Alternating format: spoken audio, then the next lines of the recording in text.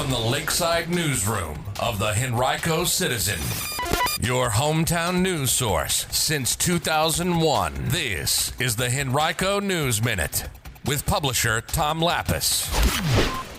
How safe is the air we breathe in Henrico County? We've got information about that. And Virginia Governor Abigail Spanberger and the General Assembly are at a stalemate over establishing a legal cannabis market. We'll tell you more about those stories and others in today's Henrico News Minute. It's Tuesday, April 28th, 2026.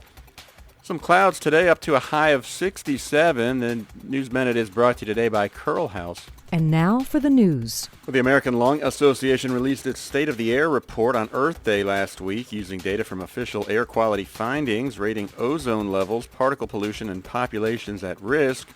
In that report, Henrico County received a B grade for the level of high ozone days, clocking 2 orange days, which are labeled as unhealthy for certain people. And also, in the area of particle pollution, the county earned a C with 3 orange days. Henrico's population at risk includes a little more than 5,100 children and almost 29,000 adults with asthma, according to the report. You can read much more about that report and see how you can track ozone levels on a daily basis from the Virginia Department of Environmental Quality. The county has had 6 recent yellow days for ozone. You can read the article right now from our community vitality reporter Dina Weinstein at henricocitizen.com. Henrico Economic Development Executive Director Carrie Trattina and Markel Executive Vice President and Chief Human Resources Officer Sue Davies are among 8 women being recognized by the YWCA of Richmond as part of its 46th Outstanding Women Awards. The award ceremony will take place May 12th. It's designed to celebrate women who are making a significant impact across business, education, nonprofit leadership, and community service. Trattina began her new role with the EDA in January after nearly 15 years with Henrico government in a variety of roles.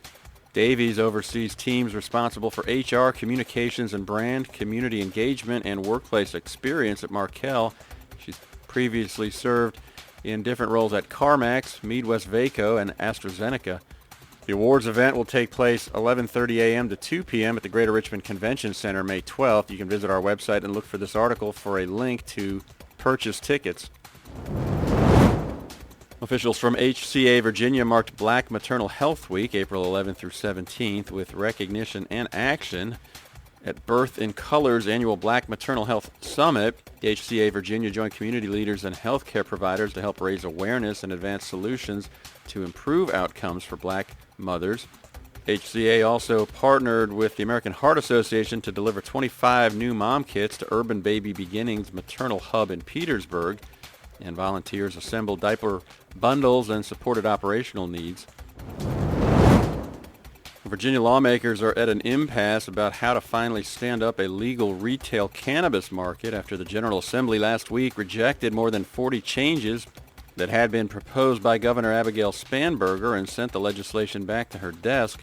That move leaves Spanberger with a choice: either sign a long-debated proposal to launch retail sales or veto it and prolong a years-long stalemate that has left Virginia in a legal gray area where cannabis is allowed to be possessed but not legally purchased. That has been the case for the past 5 years. The governor's substitute, which frustrated many lawmakers and stakeholders, would delay the start of retail sales until July 1st of 2027, while restructuring much of the framework that lawmakers had negotiated during this year's session. Spanberger's proposed changes would fundamentally shift how the legislation that lawmakers sent to her desk structures Virginia's cannabis market.